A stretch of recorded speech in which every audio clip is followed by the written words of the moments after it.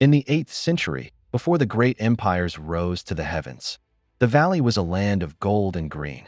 It was a time when a man's worth was measured by the strength of his grip and the courage in his chest. War came with the dry season. The eastern raiders arrived like a fever, their shields flashing like fire against the sun.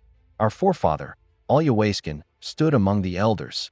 He was young, his skin seasoned by the harmattan, but his heart was iron. They held the line.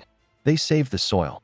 But as the sun set over the charred remains of the granaries, Alyawayskin learned the hardest truth of the blade.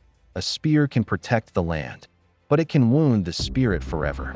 Peace lasted 20 rainy seasons.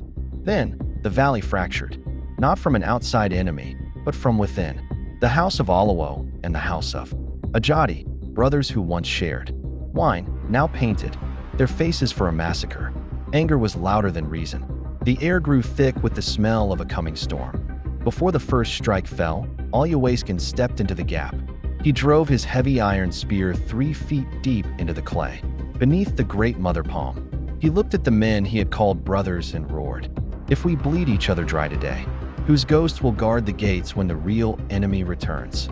The iron stayed in the earth. The blood stayed in the veins. Alyawayskin is not remembered for the enemies he slew, but for the war he refused to start.